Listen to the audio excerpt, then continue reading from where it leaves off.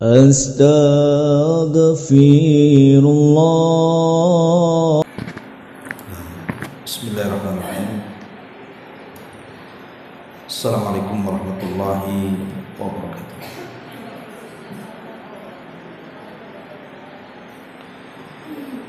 Ya Alhamdulillah wassalatu wassalamu ala Rasulillah wa ala alihi wa sahbihi wa mawalah wa la hawla wa la quwwata illa billahi wa ba'd. Terlanjutkan kembali kajian kita, masih membahas kitab Umdatul Ahkam, dan kita masuk pada hadis yang ke-10, masih dalam bab taharah. An Aisyah radhiyallahu anha qalat, kana Rasulullah sallallahu alaihi wasallam yujibuhu tayammunu fi tana'ulihi wa tarajjulihi wa tuhurihi wa fi sya'ni kullihi. Kata Aisyah ummul mukminin radhiyallahu anha bahwa Nabi sallallahu alaihi wasallam suka mendahulukan bagian sebelah kanan daripada bagian kiri, baik ketika memakai sandal, bersisir ataupun bersuci. Bahkan dalam semua urusan Nabi SAW selalu mendahulukan yang kanan-kanan.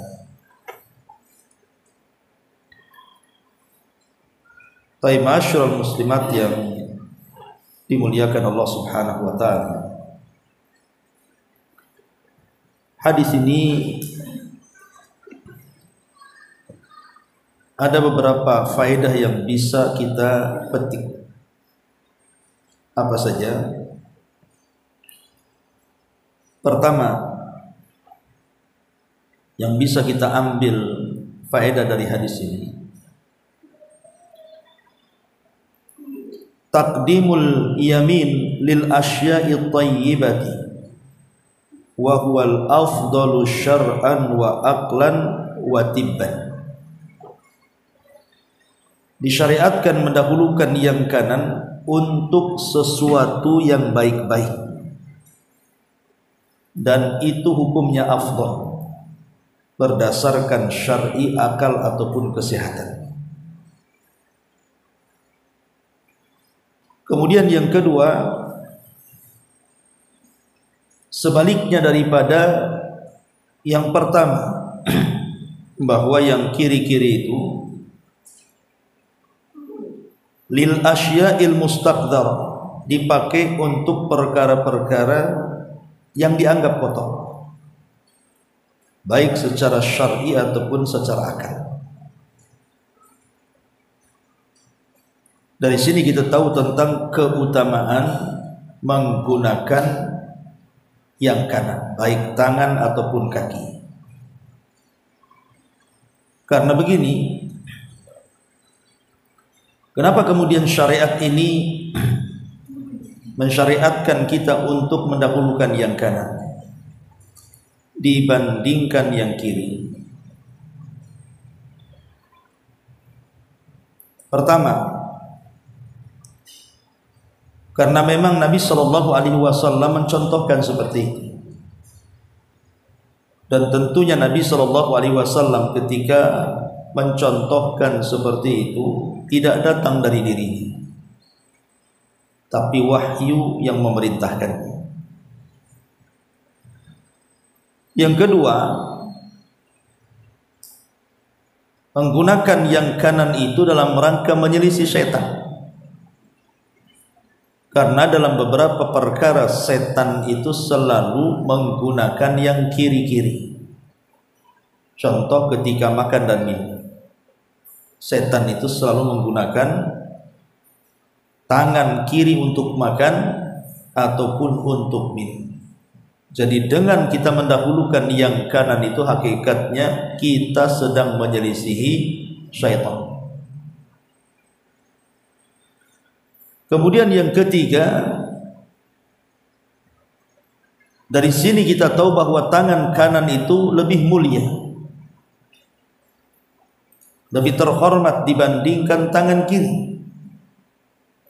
Makanya ibu ajarkan kepada anak-anak ibu, baik ketika makan, ketika minum, ketika menggunakan pakaian, celana ataupun menggunakan sandal.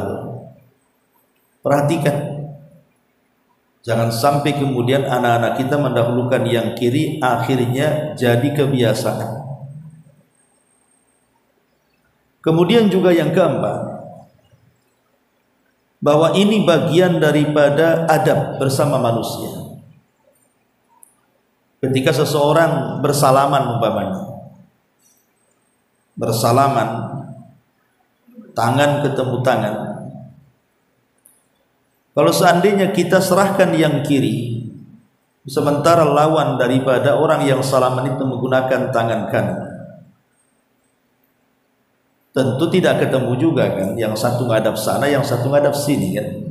Yang kedua memang tangan kiri untuk kotoran, sehingga qillatul adab, jadi sedikit adabnya jadinya. Jadi menggunakan yang kanan itu bagian daripada adab bermuamalah dengan manusia. Lebih daripada itu, menggunakan yang kanan ini karena tafaul. Tafaul itu artinya kita berdoa kepada Allah Azza wa Jalla, kalau di dunia saja kita mendahulukan yang kanan, maka di akhirat mudah-mudahan kita termasuk ashabul yamin, orang yang senantiasa berada di sebelah kanan. Karena orang yang berada di sebelah kanan nanti pada hari kiamat itu adalah orang-orang yang diselamatkan Allah. Tapi sebaliknya, orang-orang yang ada di sebelah kiri justru mereka adalah orang-orang yang digiring ke neraka. Jadi dari dunia saja kita sudah diarahkan ke yang kanan. Karena di akhirat ashabul yamin, mereka adalah orang-orang yang selamat dari api neraka dan masuk ke dalam surga. Jadi itu kenapa kemudian alasan-alasan kita mendahulukan yang kanan itu karena alasan-alasan seperti ini. Apalagi sekali lagi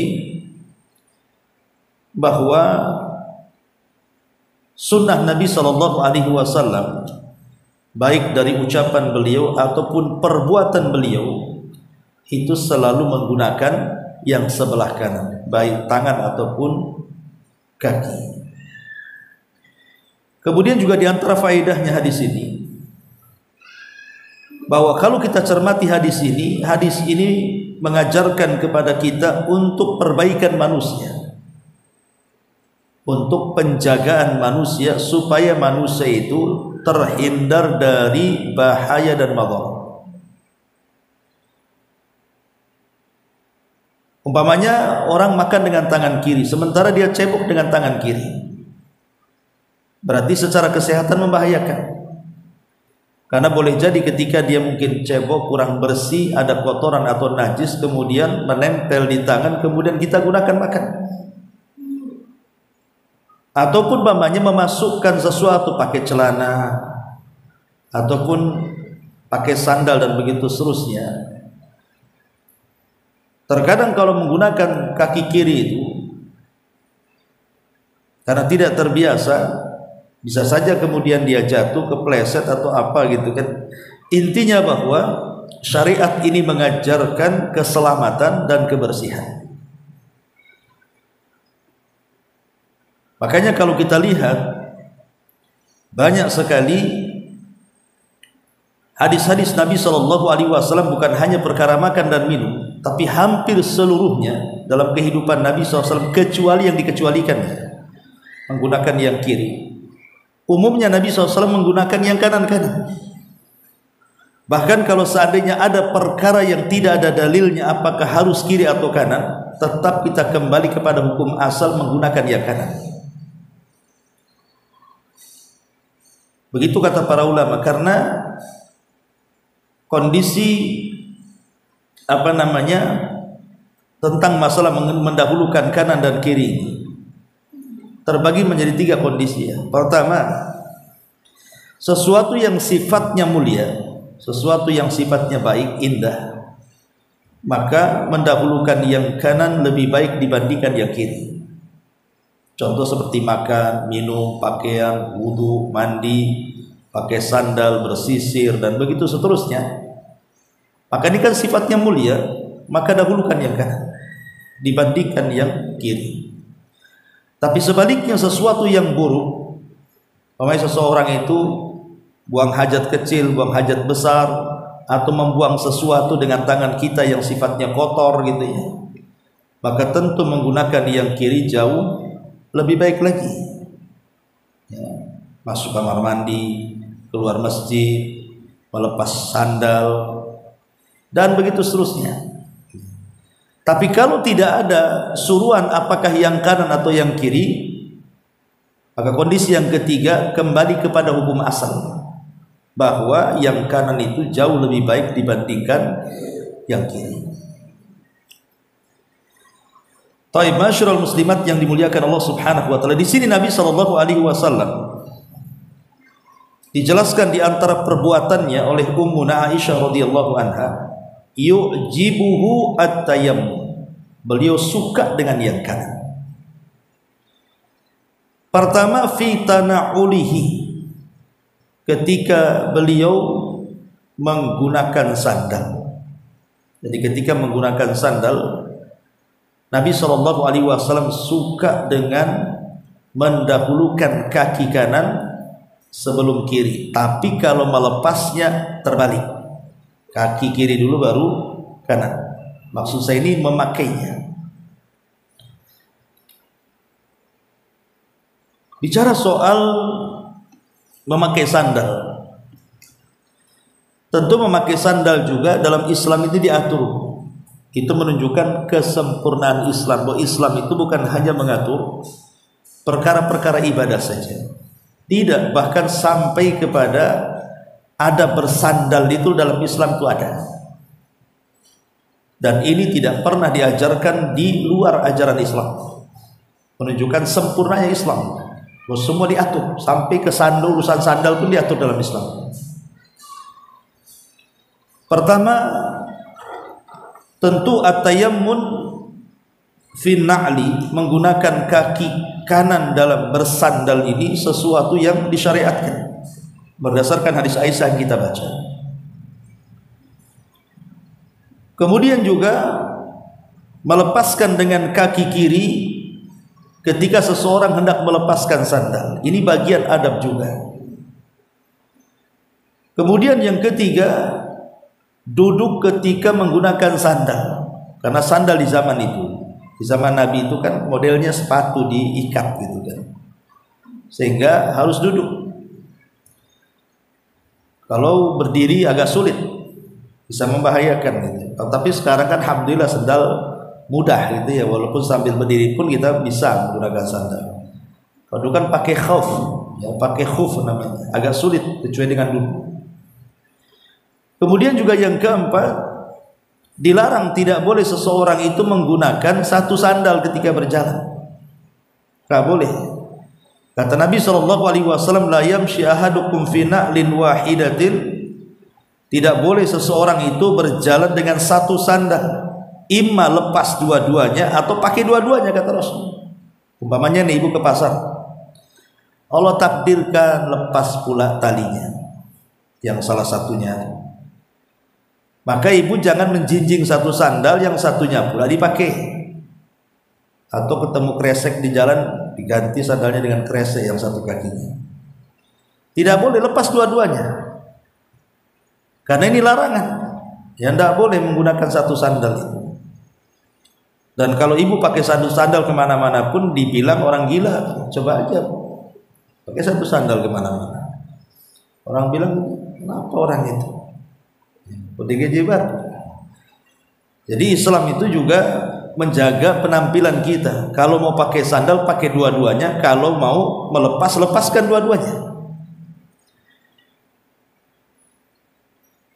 Dan kalau ibu berada di kuburan sedang berziarah, memanjakan ziarah kubur diajak suami, maka disunnahkan untuk melepas sandal. Karena Nabi SAW pernah marah kepada seorang laki-laki yang sedang menggunakan sandal melewati areal kuburan. Kata Rasul, ya sahiba sibtaini waihaka alki sibtiyatiki. Sibtiyatika, wahai pemilik dua sandal, celaka, lepaskan kedua sandal. Dari sini hukumnya sunnah seseorang itu masuk ke area kuburan tanpa menggunakan sandal. Tetapi kalau kuburannya bisa dilewati, kalau kuburannya banyak duri, banyak beling, banyak paku, ya lebih baik pakai sandal kan, karena ada madarat di situ. Tapi sekali-kali pun ibu dianjurkan kalau bisa sekali-kali berjalan tanpa sandal. Jadi tidak harus mesti pakai sandal kan. Sekali-kalilah seseorang itu berjalan tanpa sandal. Intinya bahwa inilah diantara adab-adab dalam Islam tentang sandal. Lah dalam hadis yang kita bahas ini, diantara sekian adab menggunakan sandal adalah at-tayammun fi tanaulihi. Berusaha untuk menggunakan yang kanan pada ketika menggunakan sandal. Kemudian, ma'asyiral muslimat yang dimuliakan Allah Subhanahu wa taala. Kemudian yang kedua, wa tarajjulihi. Wa tarajjulihi. Tarajjul itu artinya penyisir.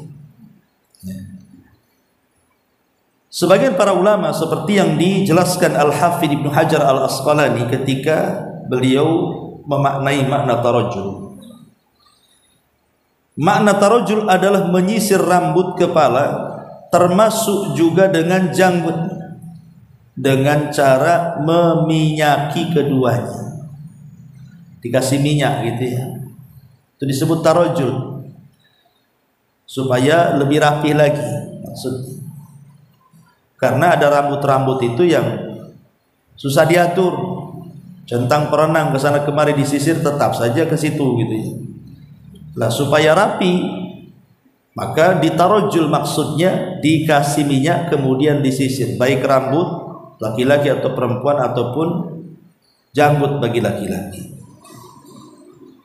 Lah Syekh Utsaimin rahimahullahu taala juga memberikan makna tarajjul adalah memberikan minyak kepada rambut kemudian menyisir dan merapihkannya. Itu makna tarajjul. Dan Syekh Abdul Razak beliau mengatakan juga tarajjul adalah menyisir rambut, membersihkannya, kemudian memberikan perhatian khusus padanya. Artinya kalau di zaman sekarang ada perawatan lah namanya rambut itu. Kenapa kita harus merawat rambut, Bu? Karena Nabi SAW mengatakan, man kana lahu sya'run falyukrimhu, kata Rasul. Siapa yang memiliki rambut, hendaklah memuliakan rambutnya. Dengan cara tadi menyisir, ngasih minyak, merapihkan, atau ke salon gitu ya. Itu bagian daripada tarajjul artinya. Tapi masalahnya harus dipahami, menyisir bagi perempuan mungkin sebuah kewajiban karena berkenaan dengan kecantikan masalahnya. Sebab kalau wanita jarang menyisir itu jadi menambah ataupun mengurangi kecantikan dia. Tapi masalahnya laki-laki. Apakah laki-laki dibolehkan menyisir tiap hari? Ibu mungkin yang pernah hidup di tahun-tahun belakangan kan itu ya. Kalau zaman dulu anak-anak muda bergaya itu biasanya bawa-bawa sisir kan, Bu. Bukan dompet yang dibawa, itu sisir. Sisir itu ditaruh di belakang. Sisir kecil, kalau sisir gede ya enggak lah. Biasanya itu di kemana-mana bawa sisir tuh. Ya. Tetapi pertanyaannya, apakah laki-laki boleh menyisir tiap hari? Karena ada larangan dari Nabi Shallallahu Alaihi Wasallam. Naha Nabi Shallallahu Alaihi Wasallam anit tarajjuli illa ghibah. Nabi Shallallahu Alaihi Wasallam itu melarang tidak boleh menyisir kecuali dibuat jarang-jarang. Kalimat ghibah, Imam Ahmad memberikan catatan, maksudnya ghibah di sini artinya yauman wa yauman. Jadi sehari menyisir, sehari tidak, atau sehari memberikan minyak, sehari tidak. Makanya dalam hadis yang lain juga sama gitu ya. Karena Nabi sallallahu alaihi wasallam yanhana anil irfahi, qulna wa mal irfah, qala at-tarajjul kulla yaumin. Nabi SAW melarang kita untuk irfah. Kami bertanya, apa itu irfah? Maka Nabi SAW menjawab, menyisir sepanjang hari, pagi, siang, sore, malam, pagi, siang, sore, malam, nyisir-nyisir terus ya. Maka itu dilarang dalam Islam. Makanya kata Al-Imam Asy-Syaukani rahimahullahu tadi yang mengatakan, wal haditsu yadullu ala karahiyatil ishtighali bitarjih fi kulli yaum li'annahu naw'un minal irtifah wal irtifah al istikthar minaz zinati wa alla yazal yuhayyi'u nafsah. Kata Syaukani rahimahullahu ta'ala, hadis ini menunjukkan makruhnya menyibukkan diri dengan menyisir bagi laki-laki ya. Maksudnya sepanjang hari ya. Karena ini termasuk irfah. Termasuk irfah itu bergaya-gaya, bermegah-megah gitu ya. Kemudian kata beliau, dan irfah sendiri maksudnya adalah terlalu banyak berhias. Dan itu kan perbuatan perempuan, banyak berhias itu. Bukan laki-laki yang harus depan cermin terus kan gitu ya. Itu pekerjaan perempuan, berhias itu. Bukan pekerjaan laki-laki. Makanya kemudian kenapa menyisir bagi laki-laki terus menerus itu dilarang. Jadi kalau ibu melihat suaminya acak-acakan rambutnya ya, memang begitulah sifat laki-laki. Ya seribu aneh kalau punya suami kok tiap hari pagi siang sore nyisir terus. Ada apa ini?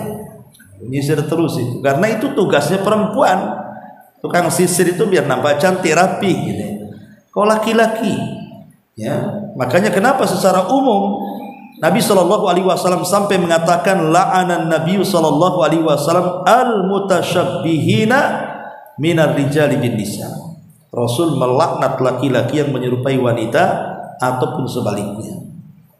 Di sini maka harus diperhatikan bagi laki-laki, boleh kita sebagai laki-laki menyisir, tetapi jangan seperti perempuan menyisir yang inten hampir setiap hari, karena walaysa dzakaru kal untha, laki-laki itu tidak sama dengan perempuan. Masyarul muslimat yang dimuliakan Allah Subhanahu wa taala. Tetapi yang ingin saya sampaikan di antara adab menyisir itu, pertama memuliakan dari rambut sebelah kanan. Ibu kalau mau nyisir, maka dahulukan sebelah kanan dulu. Sebelah kanan dulu disisir sebelah sini. Kalau sudah rapih baru ke sebelah kiri. Begitu adabnya. Kalau memulakan dari sebelah kiri, hukumnya makruh. Tidak haram tapi makruh. Bagaimana Ustaz kalau kiri kanan? Ya nanti sunnah makruh nanti gitu jadinya. Maka sebaiknya yang kanan-kanan saja. Kemudian yang kedua, termasuk juga di antara adab menyisir itu adalah memberikan minyak rambut. Merapihkannya, kalau tidak ada minyak ya pakai air lah. Supaya apa? Supaya tidak acak-acakan ya. Kemudian yang ketiga, termasuk apabila ibu ke salon mencukur rambut, ataupun bapak-bapak juga sama, kalau datang ke salon mencukur rambut, minta bu kepada tukang cukurnya, tolong dahulukan sebelah kanan, potong dulu sebelah sini, tapi habis itu jangan ditinggalkan, sebelah kirinya potong juga. Jadi di sini menunjukkan bahwa tidak boleh mencukur sebagian dan meninggalkan sebagian. Dalam bahasa hadis disebut kozak, tidak boleh kozak. Maka ibu kalau punya anak kecil kemudian dibawa ke tukang cukur, jangan disisakan di depan jambul. Kalau zaman dulu biasanya sengaja anak itu dibotakin sebelah sini, jambulnya pula dibiarkan di depan. Tidak boleh, itu kozak. Kozak itu dicukur semuanya. Kalau mau dibiarkan semua, kalau mau dicukur semua.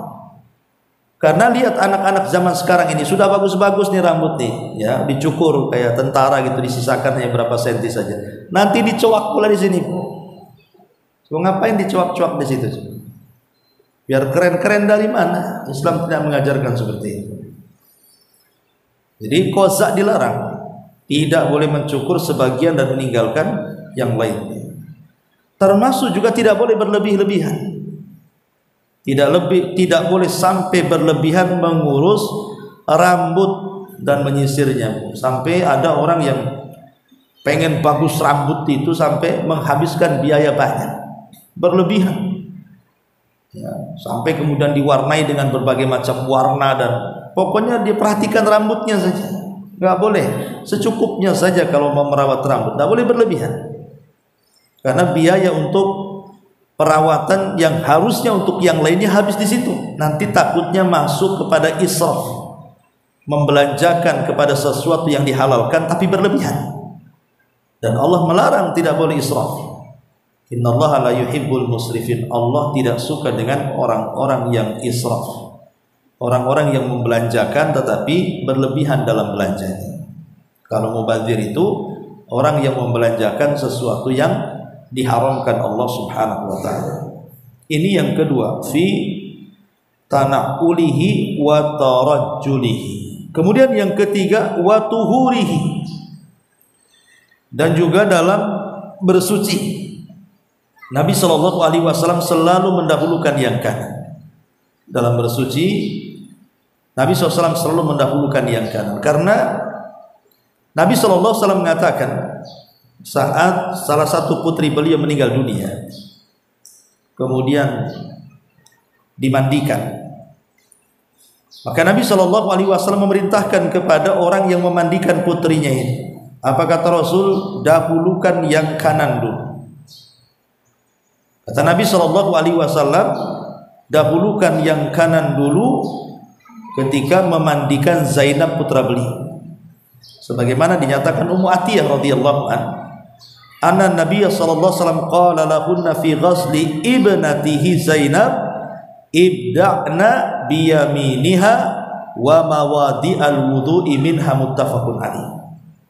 Kata Ummu Atiyah, Nabi SAW berkata kepada mereka para pemandi jenazah putrinya Zainab itu, dahulukan yang kanan-kanan dan tempat-tempat anggota wudu. Menunjukkan bahwa dalam toharoh harus mendahulukan yang kanan. Termasuk ibu sedang wudu. Sedang wudu ya tangan kanan dulu 3 kali baru tangan kiri. Kaki kanan dulu 3 kali baru kaki kiri, gitu ya. Termasuk ketika mandi jinabah juga sama. Kita membasuh sebelah kanan dulu baru sebelah kiri. Termasuk memandikan jenazah juga sama. Ya, jadi pada setiap toharoh maka disunnahkan yang kanan-kanan. Bahkan lebih daripada itu, di ujung hadis Nabi mengatakan apa? Wa fi sya'ni kullihi. Wa fi sya'ni kullihi, maksudnya pada seluruh urusan. Pada seluruh urusan yang tidak ada dalilnya, maka mendahulukan yang kanan itu hukum asal. Mendahulukan yang kanan itu hukum asal. Lah dari hadis ini kita tahu bahwa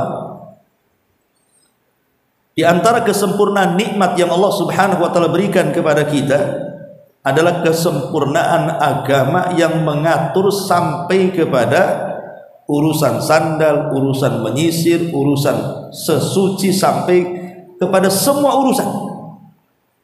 Ya, diatur dalam Islam itu salah satunya mendahulukan yang kanan-kanan, kecuali memang ada dalilnya seseorang itu mendahulukan yang kiri. Memang ada dalilnya, seperti masuk kamar mandi, ya memang ada dalilnya. Keluar dari masjid, melepas sandal, ketika cebok, istinja dan lain sebagainya. Berarti kalau ada perintahnya memang harus mendahulukan yang kiri, ya tentu melaksanakan perintah lebih baik. Karena memang sudah ada porsinya, mana yang kanan dan mana yang kiri.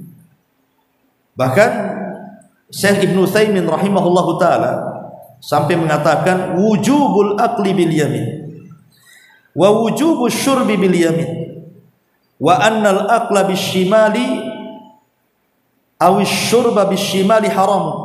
Wajib mendahulukan yang kanan pada makan dan minum, sebab kalau makan dan minum menggunakan tangan kiri bukan makruh lagi, haram. Sampai diharamkan kata beliau. Tetapi kecuali yang mungkin tangannya patah, tangannya baru jatuh, tidak bisa menggunakan yang kanan, maka dalam kondisi darurat seperti ini ya mau tidak mau harus tangan kiri kan gitu. Kalau tidak ada yang menyuapi. Tapi hukum asal yang kanan baik pada masalah yang lainnya itu sangat dianjurkan di dalam Islam karena hikmahnya tadi sudah saya katakan, dalam rangka menyelisih setan, dalam rangka tafaul supaya di akhirat menjadi ashabul yamin, kemudian dalam rangka memuliakan yang kanan, dan dalam rangka bagian daripada adab ya, adab kita sesama manusia mendahulukan yang kanan-kanan. Ini diantara penjelasan singkat dari hadis Aisyah Ummul Mukminin radhiyallahu taala anha. Taib. Sekarang kita akan memetik beberapa faedah. Satu, dalam hadis ini dari rangkuman semua yang sudah saya jelaskan tadi, satu, bahwa dalam hadis ini dalilun ala istihbabi al bada'ati birrijlil yumna fil lubsin na'li wa ghairihi. Dalil hadis ini menjadi dalil tentang sunnahnya mendahulukan kaki kanan, karena kan hadis ini dimulai dari memakai sandal ya. Hadis ini dalil disunahkannya memulai dengan kaki yang kanan ketika menggunakan sandal. Lah begitu juga yang semisal dengan sandal, seperti ibu menggunakan kaos tangan atau kaos kaki. Nah, sama pakai kaos kaki pun kaki kanan dulu baru kaki kiri, ataupun menggunakan kaos tangan maka yang kanan dulu baru yang kiri.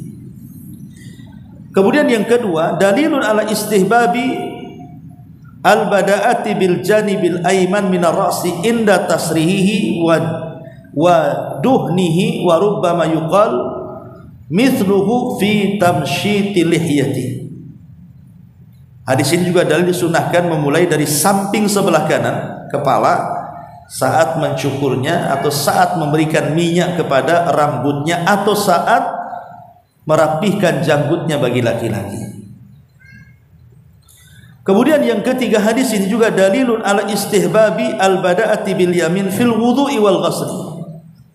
Hadis ini juga menunjukkan tentang sunnah hukumnya mendahulukan yang kanan baik dalam berwudu ataupun dalam mandi besar. Dan itu berdasarkan ijma, kesepakatan para ulama. Kemudian yang keempat, bahwa Aisyah Ummul Mukminin mengatakan yuhibbu tayammun fi sya'ni kullihi, bahwa Rasul senantiasa suka dengan yang kanan-kanan pada setiap perkaranya. Ya dulu ala masyru'iyati al-bada'ati fil yamin fi kulli syai'in, bahwa hadis ini menunjukkan pada segala sesuatu hal, kalau memang tidak ada dalilnya apakah harus menggunakan kanan atau kiri, maka kembali kepada hukum asal menggunakan yang kanan itu jauh lebih baik lagi. Ini diantara faedah-faedah rangkuman dari apa yang sudah saya jelaskan. Taib, sampai di sini satu hadis saja. Silakan kalau ada yang mau bertanya.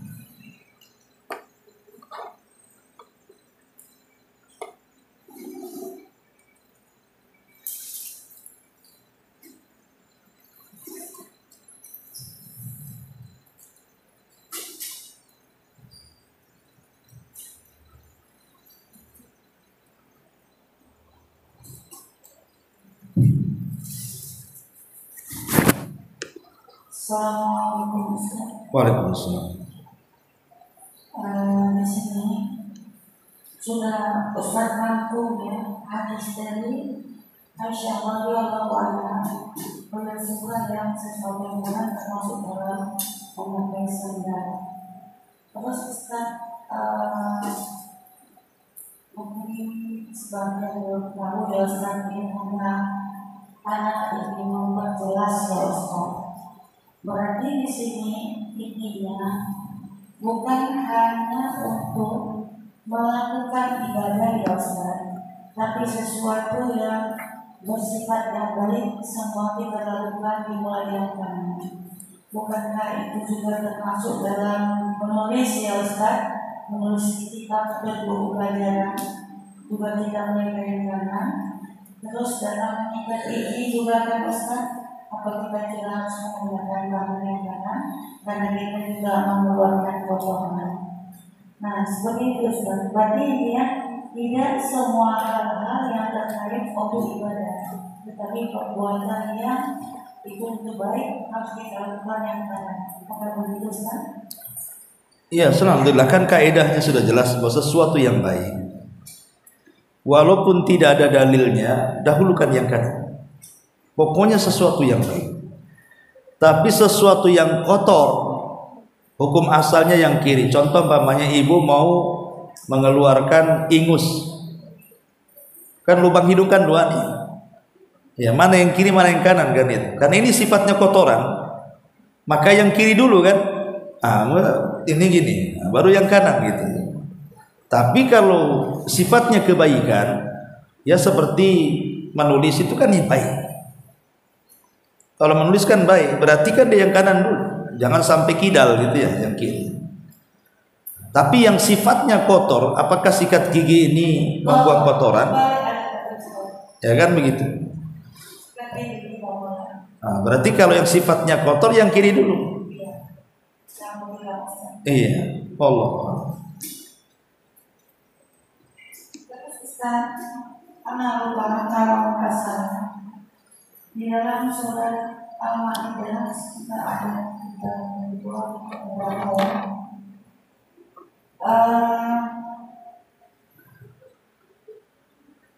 di situ dikatakan bahwa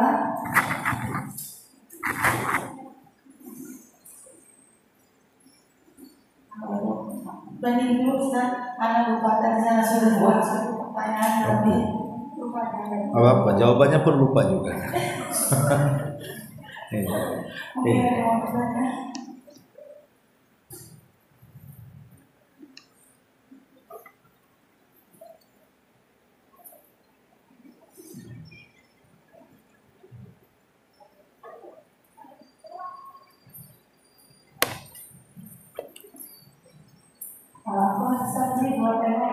Iya. Bagaimana batasan-batasan kita bermuamalah dengan orang yang sudah dengan jelas menyatakan dia berpaham sufi dan tasawuf itu. Sementara sebelumnya memang hubungan kita baik gitu sekarang. Dan dia juga sering menyampaikan hal yang berkaitan dengan sunnah gitu. Nah, batasan-batasan muamalahnya itu di mana? Atau tidak usah bermuamalah dengan dia atau bagaimana itu Ustaz? Ya, alhamdulillah. Pada dasarnya hukum bermuamalah dengan siapapun itu dibolehkan. Tapi tidak boleh semua orang harus dijadikan teman. Berteman dengan siapapun boleh, tapi jangan berteman dengan teman sebanyak-banyaknya, tidak. Kita seorang muslim harus cerdas. Mana teman yang baik, mana teman yang tidak baik, mana teman yang bermanfaat di dunia dan mana teman yang bermanfaat di akhirat, atau dua-duanya bermanfaat dunia akhirat. Jadi sekiranya kita ini punya teman dan membahayakan akhirat kita, mungkin akidah kita, dari mana kita tahu? Sebab kalau berteman dengan dia itu asik ngobrol ajaran dia saja, seolah-olah nari-nari kita di situ. Ya, kalau ibu menganggap itu bagian daripada dakwah dia, mengajak kita masuk pada mereka, dan itu sudah tahu ajaran yang diajarkan itu keluar daripada ajaran Islam dan ahli sunnah, maka sebaiknya batasi hubungan dengan dia. Karena jangan sampai kemudian akidah yang sudah kita yakini kemudian goncang pula. Tetapi kalau urusan dunia, ya nggak masalah. Jangan lagi dengan orang yang menyimpang, sama orang kafir aja boleh. Kalau urusan dunia ya, maksudnya ibu ada urusan bisnis, jual beli, utang piutang, sewa menyewa atau apalah namanya, itu tidak dibatasi dalam Islam. Karena Nabi pun bermuamal dengan orang Yahudi. Bahkan pernah baju besinya Rasul pun digantikan dengan orang Yahudi. Karena sudah tahu orang Yahudi itu bagaimana cari makan mereka. Tapi Rasul melihat dohirnya.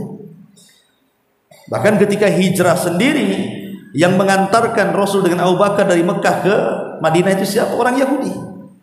Penunjuk jalan khiritnya itu. Jadi bermuamalah dengan orang kafir kalau dalam urusan dunia sah-sah saja. Tetapi kalau seandainya sudah nyerempet masalah agama, masalah akidah, maka sebaiknya jangan berteman dengan orang yang seperti ini. Karena dikhawatirkan lambat laun dia akan mengajak kita, mungkin pada awalnya kita tolak, tapi karena terus-terusan diajak, lama-lama ikut. Dan itu yang banyak. Seperti anak-anak muda yang datang menau, tiba-tiba berselancar di YouTube, di mana gitu kan. Tahu-tahu ketemu paham Khawarij. Dia baca, oh betul juga kan gitu. Akhirnya masuk Khawarij. Melakukan bom bunuh diri. Dan itu sudah banyak kan itu. Karena syubhat itu di zaman sekarang ini sangat menyambar-nyambar sama dengan syahwat. Makanya saya contohkan bagaimana Imran ibn Khittan itu ingin menyelamatkan keluarganya dari pemahaman Khawarij kepada ahli sunnah. Tetapi Allah takdirkan bukan dia nyeret, tapi dia yang keseret. Harusnya dia yang nyeret karena dia ulama hadis, ulama besar, ulama dunia. Sekelas Imran bin Khittan saja keseret dengan keluarga istrinya, akhirnya menjadi tokoh Khawarij. Padahal niat dia menikahi anak pamannya itu maksudnya untuk mengajak keluarga pamannya kepada ahli sunnah. Setelah dia menikah, malah dia yang keseret-seret. Akhirnya jadi tokoh Khawarij pula itu Imran bin Khittan.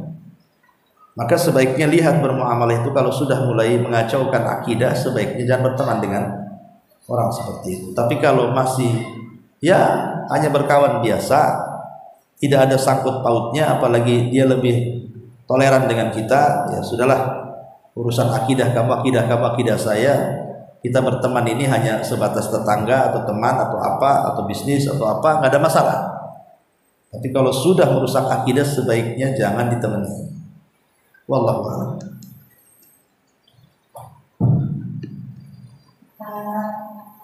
Pesan dalam hadis Bukhari dikatakan salah satu adat dunia itu dikatakan mengusap hidung dari wajah. Mengusap hidung dari wajah dilakukan di waktu bangun tidur ketika tidak wudhu.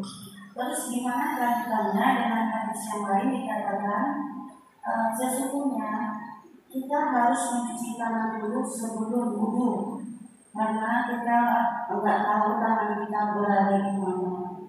Itu maksudnya gimana ya Ustaz? Sementara kita tidur itu tidak sadar memegang hal yang kita tidak ketahui dalam hadis Bukhari tersebut, tapi dalam hadis yang lain anak-anak baca di satu kitab yang mengatakan sunnah-sunnah yang hampir ditinggalkan, tidak boleh melakukan aktivitas apapun sebelum kita mencuci tangan. Itu gimana maksudnya? Sebenarnya nggak bertentangan, cuman mencuci tangan selepas bangun malam itu hukumnya wajib. Tapi mencuci tangan kalau tidak tidur malam, namanya siang, duhur, asar kita mau berwudu, itu sunnah saja. Seandainya umpamanya datang waktu duhur nih, langsung buka keran, langsung ambil air, dimasukkan ke mulut, ya tidak ada masalah.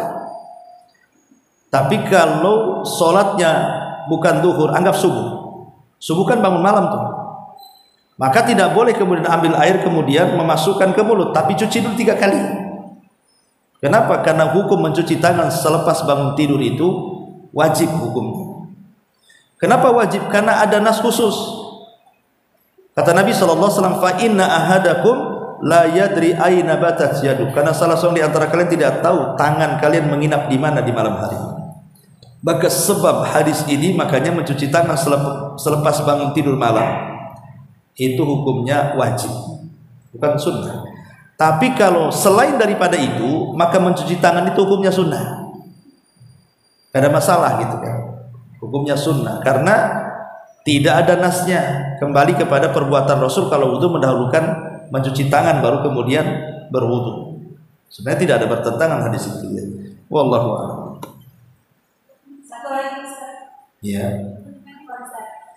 Bagaimana hukumnya jika seorang wanita itu memotong rambut pendek atas telinga misalnya saja, apakah itu dengan alasan misalnya karena rambutnya rontok atau karena isi badan yang panas gitu, jadi memotong rambut pendek sebatas telinga, apakah itu dibolehkan atau dapat termasuk menyerupai laki-laki?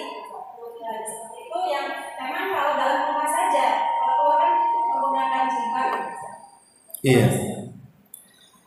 Mencukur rambut bagi wanita pertama hukumnya boleh-boleh saja. Sebagaimana laki-laki boleh, maka perempuan juga boleh. Tapi hindari tasyabuh. Hindari tasyabuh dengan orang-orang fasik, dengan orang-orang kafir, ya, ataupun dengan laki-laki. Hindari. Ya kalau seandainya keluar daripada tasyabuh tadi, mau pendek pun tidak masalah, selama tidak tasyabuh. Itu masalahnya. Apakah kemudian itu bagian daripada tasyabuh? Wallahu a'lam. Ya lihatlah bagaimana laki-laki dicukur. Ondalah saya nggak seperti laki-laki kok, saya masih lebih panjang. Ya. Atau bagaimana tradisi orang-orang fasik?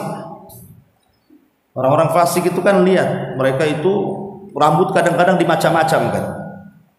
Dimacam-macam yang kadang-kadang dipelangiin gitu ya, semacam warna nempel di atas kepala. Kadang-kadang pakai wig, pakai apa, penyambung rambut itu kan nggak boleh. Rambut disambung-sambung kan. Jadi kalau tidak tasyabuh tidak ada masalah. Tapi kalau sudah tasyabuh, maka tidak ada alasan walaupun untuk menyenangkan suami, kecuali kalau memang ada faktor kesehatan. Seperti mamanya orang yang di kemo akhirnya botak, ya namanya gimana? Itu konsekuensi yang di kemo kan biasanya botak kan itu. Ya nanti kan tumbuh lagi insya Allah gitu. Jadi dhabitnya adalah selama tidak tasyabuh tidak ada masalah. Apakah dicukur telinga tasyabuh atau tidak? Wallahu a'lam. Ya saya nggak pernah, saya bukan pemerhati rambut ya. Nah, coba lihat rambut-rambut orang-orang fasik, orang kafir, orang laki-laki ya kalau sama dengan mereka ya jangan. Tapi kalau tidak sama ya nggak ada masalah. Intinya jangan tasyabuh, itu saja. Wallahu a'lam. Setengah 10. Iya. Satu lagi aja.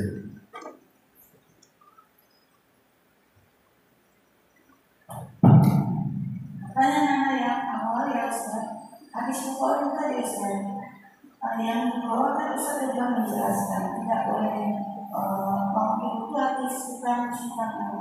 Terus mengusap tidur dan wajah itu maksudnya gimana Ustaz? Mengusap tidur dan wajah dilakukan waktu bangun tidur. Sementara kan kita bangun tidur, mengusap tidur dan wajah itu yang bagaimana Ustaz? Allahu a'lam itu apa, saya nggak paham saya.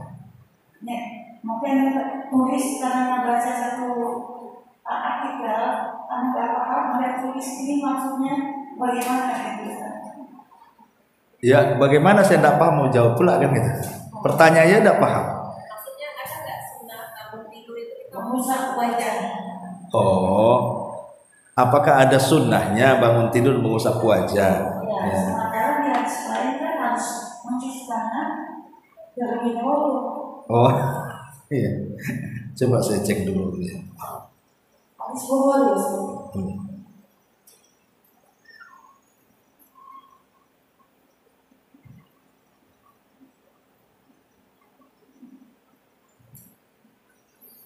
Setelah tidur ya, bukan setelah doa. Bukan, Ustaz. Di sini mengusap tidur dari wajah dilakukan di waktu bangun tidur. Kita duduk langsung mengusap wajah. Oke, ini jadi pertanyaan di hati Ustaz, gimana caranya gitu? Iya. Memang ada hadis di sini dijelaskan tentang hadis sahihaini. Nabi mengatakan, Anan Nabiya sallallahu alaihi wasallam istaiqadha fil laili faja'ala yamsahu an-nauma an wajhihi biyadihi. Beliau apabila bangun tidur di malam hari mengusap wajahnya setelah tidur. Kemudian di dalam hadis, idza staiqadha ahadukum min naumihi fala yaghmis yadahu fil ina'i hatta yaghsilaha thalathan fa innahu la yadri aina batat yaduhu. Apabila salah seorang di antara kalian bangun dari tidur, jangan dicelupkan tangannya pada bejana sampai dicuci 3 kali karena tangan kalian tidak tahu di mana menginap. Paham? Maksudnya tadi yang satu disuruh mencuci tangan dulu baru mengusap, kok ini mengusap dulu. Seolah-olah ada kontradiktif gitu ya. Iya. Di sini dijelaskan juga fal haditsani sahihani wala ta'arudha bainahuma. Kedua hadis ini memang sahih dan tidak ada pertentangan di antara keduanya. Memang kesannya ada pertentangan, tetapi sebenarnya tidak ada. Kemudian wa inna ma yutasawwar at-ta'arrud law kana al-amru bi ghuslil yadaini li najasatihima najasatan tantakilu ila ma taltamisani wa hadha ghairu hasilin huna fanahyu an ghamsil yadi fil ina qabla ghaslihima ba'dal istighad minan naumi mahmulun ala tanzih la ala tahrim indal jumhur. Fayadul mustayqid minan naum laysat mutanajjisah yakinan bal hiya mahmulah ala taharati mura'atan lil asli wa alaihi faman masaha wajhahu biyadihi ba'dal istiqad minan naumi wa qabla ghaslihima la ya'tham wa la yatanajjas wajhahu. Jadi begini, cara menggabungkan dua riwayat ini adalah sebenarnya tidak ada perselisihan ulama, kata para ulama, karena mencuci kedua tangan selepas bangun tidur itu bukan karena ada najis di tangan kita, secara yakin tidak ada. Cuman kan itu hanya prasangka saja, bukan nampak najisnya di sini kan gitu. Pemain bangun tidur nampak najisnya di sini, enggak, kan enggak nampak najisnya. Berarti mencuci tangan itu bukan karena najis, karena bukan karena ada najis di tangan kita, bukan. Lalu apa masalahnya? Kenapa harus dicuci tangan? Ya. Katanya para ulama di sini, larangan memasukkan tangan ke dalam bejana sebelum mencuci setelah bangun dari tidur itu dibawa kepada tanzih, bukan kepada tahrim. Maksudnya dibawa kepada makruh, tidak sampai kepada tingkat haram. Karena tangan orang yang bangun dari tidur itu tidak najis secara yakin, tetapi dikhawatirkan terkandung, hanya kekhawatiran saja kalau ada najis kan itu. Karena tidak semua orang tidur itu harus meraba ke sana kemari kan gitu. Bisa saja tangannya nggak kemana-mana, diam saja, sehingga tidak ada keyakinan. Lah ketika Nabi SAW mengusap wajah menunjukkan tangan ketika selepas bangun tidur itu tidak najis, maka boleh diusapkan ke wajah gitu ya. Makanya kalau seandainya kemudian seseorang mengusap wajah selepas tidur, bukan menunjuk, kemudian ada hadis, bagaimana dengan hadis yang kedua ini? Kan tidak boleh mengusap wajah, kan kita harus mencuci tangan dulu. Nah, kita katakan tidak mesti seperti itu, karena tidak ada nas yang mengatakan bahwa mencuci tangan selepas tidur itu karena najis. Enggak, bukan karena najis, ya karena kebersihan saja. Jadi kalau orang mencuci wajah tidak ada masalah. Nah, jadi cara penjamaahnya seperti itu. Wallahu alam, ini dijelaskan di dalam beberapa fatwa para ulama. Wallahu alam. Artinya kalau seseorang mengusap wajah sebelum tidur tidak berdosa, karena tidak mengusapkan najis ke wajah gitu. Taib, wallahu a'lam.